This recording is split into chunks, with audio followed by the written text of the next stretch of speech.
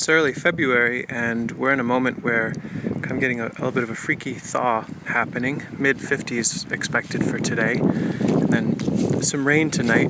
This is after -10 a couple less than a week ago. And so what I'm doing at the main nursery here is going through as the snow recedes and doing a little mixture of some management, winter pruning, cleaning up dead stems, that sort of basic work, but also trying to fold in some observation around specifically what rabbits and deer have done damage-wise during this last cold snap. And I'd like to offer up the lens through which I look at this as good information and something not necessarily that I have to intervene with. Let's explain. Now, I'll help guide the eye in this video. Since we're in the bare stem season, it's just a bunch of twigs, but there's very, very complex and diverse plantings happening here. I'll call out a few of the beings in this particular guild, but we've got the blue false indigo bush, Amorpha fructicosa. There's a northern hardy pecan, which will ultimately be the overstory. There's some Siberian seedling apricots, Cornus mas or the cornelian cherry, as well as Carpathian walnut and Causa dogwood, lots of raspberries, blah, blah, blah. What I want to hone in on, though, is what I've observed since this last cold snap is a huge uptick in rabbit and deer browse. Now, let me help decode for those of you that, bear with me if you're very familiar with damage from rabbit and deer, and for those of you that this is new, maybe this will be helpful. A way to distinguish who's nibbling is, let's see, so this is a Brianna apricot. It's a Siberian apricot, and you can see in some areas here, this is where the snow line was. The rabbits came through and shredded the bark. I think they used their front teeth to harvest bark to eat. And then a very telltale rabbit maneuver is it looks as though someone came in with a pair of secateurs or a pair of pruners and cut the stem at a 45 degree. That is very rabbity. Let me show another example. So there's more rabbit damage. See the top of this stem. Very clean cut. Here's a beautiful example. That's rabbit toppings. And you say, well, rabbit, how the heck did it get that high up? That's where the snow was. So I can give you an idea of where the snow levels were. And I can also tell that it was rabbit based on the poops. They're lighter brown than deer. I'll show an example of deer in a moment. So if you see spherical dark brown or lighter brown scat with what looks like pruning cuts and some bark shredding, you're most likely dealing with rabbits.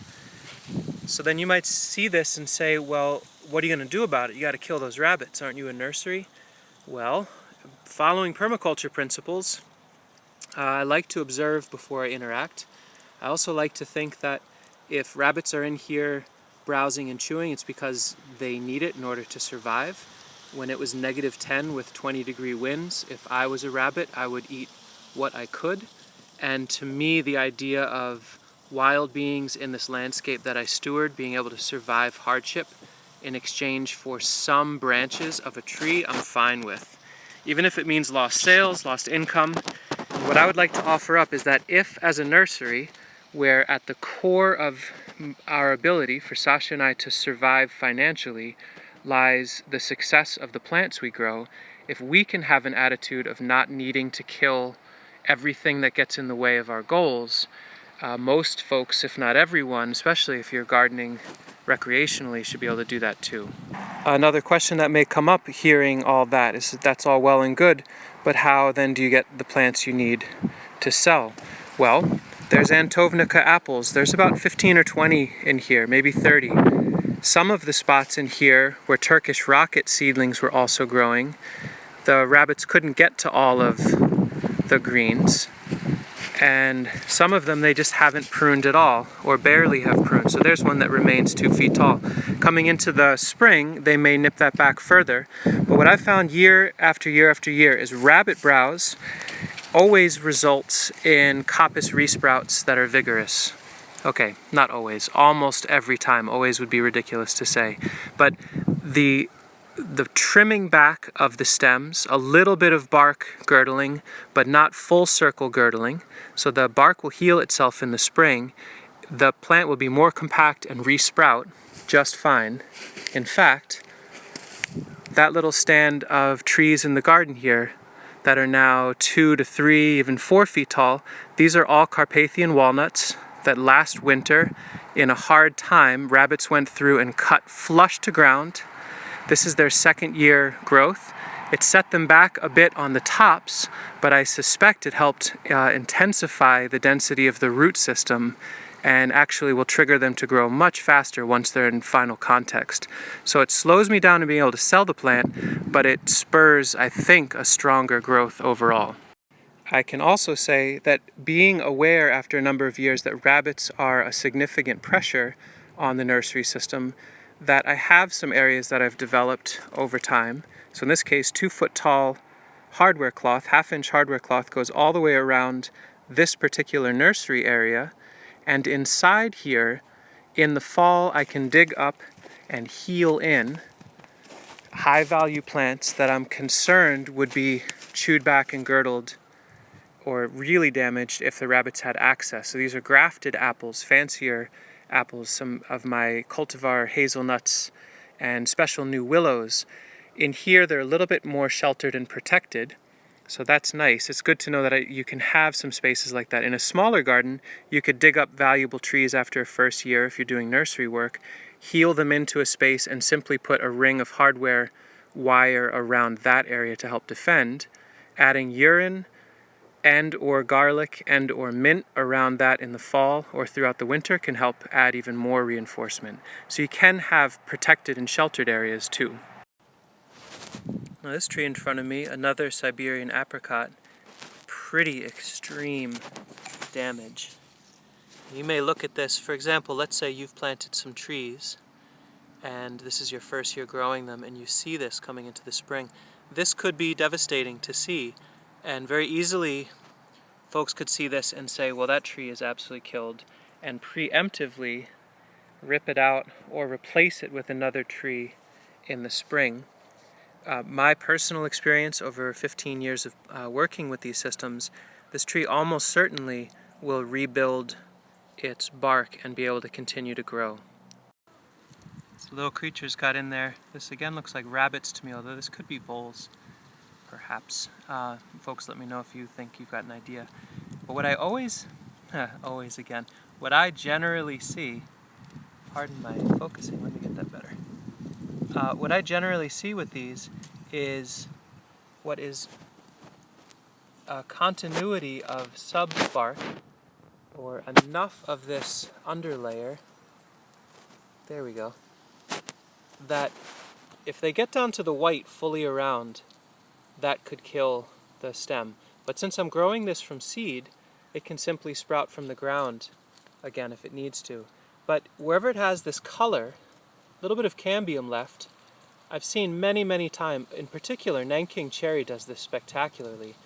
It will grow, it'll send nutrient and water up through this color and be able to rebuild itself.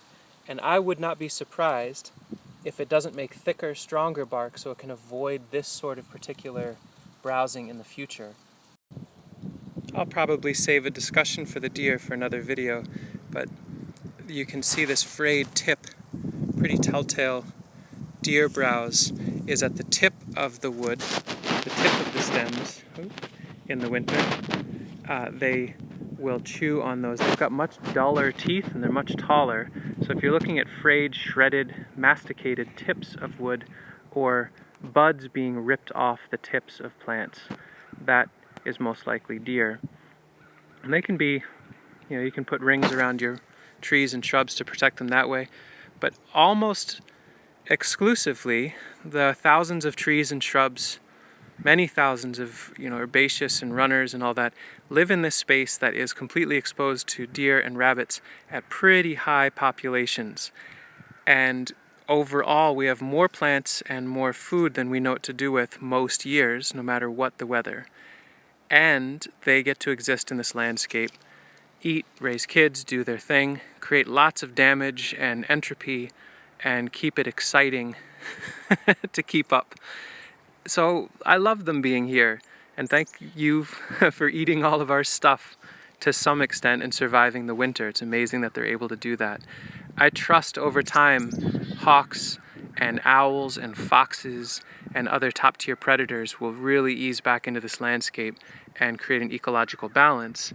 And until then, I'll throw some metal fencing around the plants that are super high value that I have in small numbers, but I'll absolutely continue to commit planting way more plants than we will know what to do with in a more feral and wild landscape and learn from it and allow the wilds to eat as well. So hopefully this gives you some inspiration to think of rabbits and deer as part of the world that you owe it to working with rather than against. Thanks. That is some amazing bark nipping. It's a Nanking cherry performed on by a rabbit. I'd put $50 on it. In 2 years I'll be eating fruit from this regardless of this ridiculousness. Still got some color. I bet that bark regrows. Thanks, rabbits, for keeping it interesting.